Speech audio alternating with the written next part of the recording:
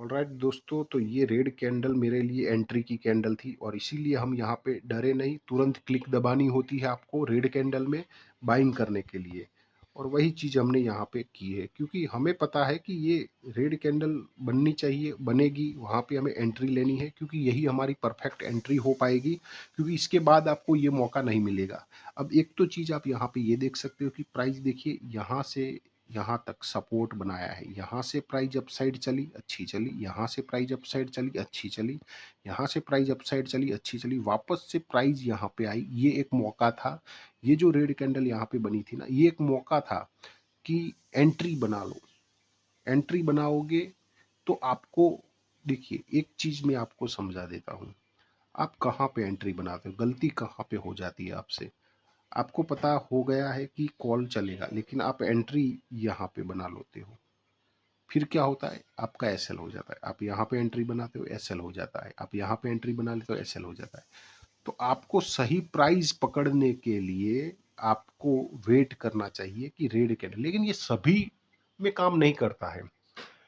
आपका ओआई कितना बड़ा है, आप जो अभी जो ट्रेड लिया, हमने क्या देखा कि हाँ, यहाँ पे ओआई जिस हिसाब से कंफर्म कर रहा है, एंट्री तो बन रही है, लेकिन यहाँ पे प्राइस आ चुकी थी, हम यहाँ पे एंट्री नहीं बना पाते। तो हमें वेट करना पड़ा कि कोई बड़ी वापस से रेड कैंडलें बनाए, सपोर्ट पे जाए, तो हम तुरंत एंट्री बना लेंगे। फिर वहाँ पे सोचेंगे नहीं, डर लग रहा है, तो आंखें बंद करके एंट्री बनाएंगे, लेकिन बनाएंगे। तो उसी हिसाब से हमने तैयारी रखी, अपने मोबाइल में क्लॉट साइज वगैरह वगैरह सब ऐड करके रखा, सिर्फ एक स्विंग में ही अपनी एंट्री बन जाए उस तरह का सेटअप बना के रखा। और जैसे ही प्राइस रेड कैंडल पे आई, हमने एंट्री बना ली। और ये सीखने के लिए आपको ओआई ट्रिक का समझना, उसको सीखना बहुत ही ज़रूरी होता है। ये सीखते हो तब जाके आपको समझ में आता है कि मुझे एंट्री कहाँ पे बनानी है। और देखिए, एंट्री के बाद इसने 10-12 पॉइंट की एक मोमेंटम भी तुरंत दिखा दी, यानी कि एंट्री के बाद तुरंत प्रॉफिट दिखाना भी शुरू कर दिया। और ऐसा कब बन सकता है, जब आप ओआई को समझते हो, ओआई के हिसाब से ट्रेड बनाते हो, तब ऐसा पॉसिबल बन सकता है। ठीक है। तो अगर नहीं समझ में आता है कहाँ से एंट्री बनाए, कौन सा कॉल पुट ले, क्या ले, तो आप हमारा टेलीग्राम भी ज्वाइन कर सकते हैं। वीडियो के डिस्क्रिप्शन में हमने लिंक दिया है, जहाँ पे आप क्लिक करके ज्वाइन कर लीजिए। जहाँ पे हम ये जो जैसे 218 की प्राइस है, तो एडवांस में ही, मोमेंटम से पहले ही हम प्राइस को अपडेट कर देते हैं। तो अब हमें यहाँ पे एंट्री बनाने का एक मौका आपको देखने को मिला। अब प्राइस को थोड़ा छोटा करके अब समझ लो कि यहाँ पे एंट्री क्यों बन रही है, एक्चुअल में यहाँ से कॉल अपसाइड जाएगा क्यों, वो समझना पहले सबसे जरूरी है। एंट्री तो बाद में आती है ना भाई, एंट्री तो बाद में आएगी। पहले तो आपको ये समझना होगा कि कॉल में ही एंट्री क्यों बननी चाहिए। एक अच्छा गैप डाउन मार्केट ने ओपनिंग किया, यानी कि जो भी सेलर्स कल बैठे वो सीधा सीधा प्रॉफिट में आ गए गैप डाउन ओपनिंग के साथ। उसके बाद भी प्राइस उससे दुगना गिर चुकी, मतलब जितना गैप डाउन दिया उतना ही उसने गिरावट भी कर चुकी, यानी कि और प्रॉफिट। अब ये जो सेलर्स होते हैं ना, ये चाहते हैं कि प्राइस को हम लेकर जाए एक्सपायरी तक।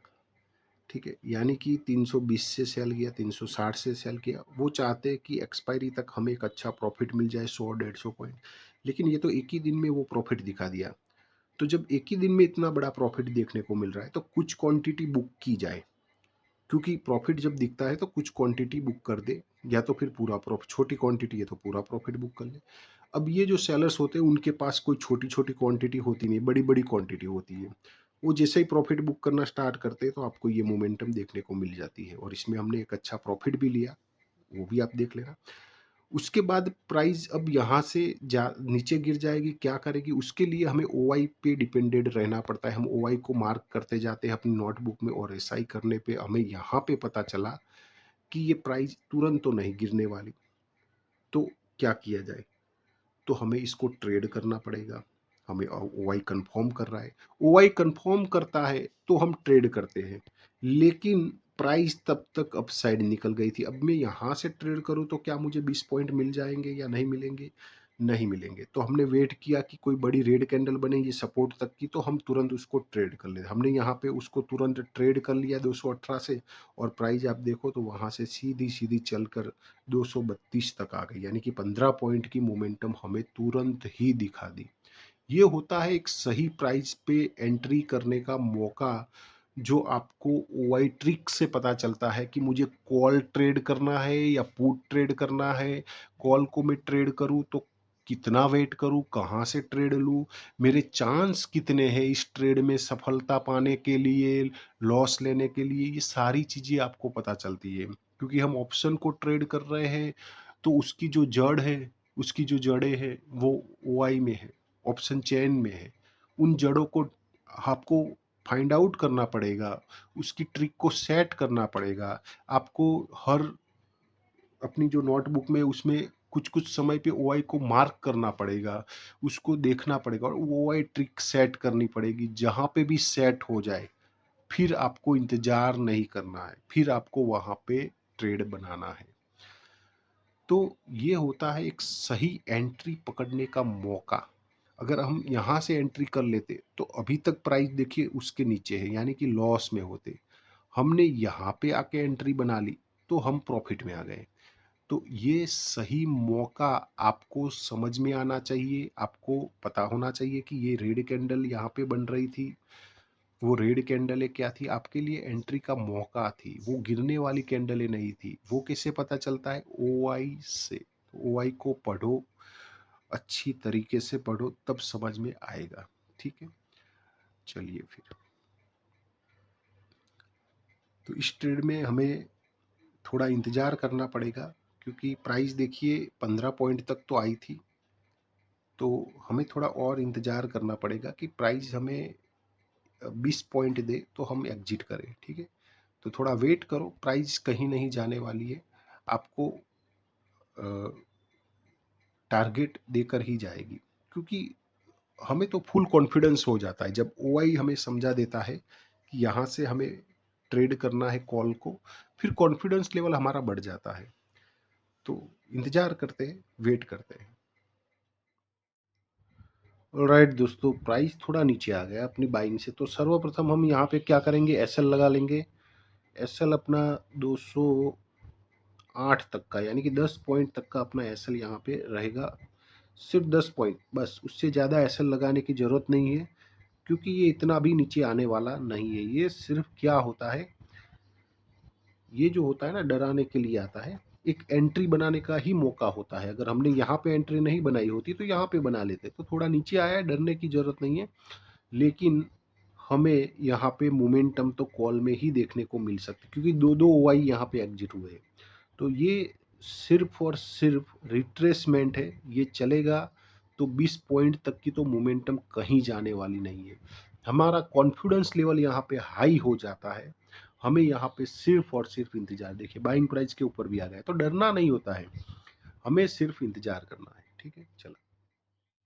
ऑल राइट दोस्तों, तो देखिए 20 पॉइंट आपके मिल चुके हैं। अब आपको यहाँ पे इंतजार करने की ज़रूरत नहीं है। मैंने आपको यहाँ पे बताया था डरने की ज़रूरत नहीं है। ये 20 पॉइंट की तो मोमेंटम आराम से दिखाएगा।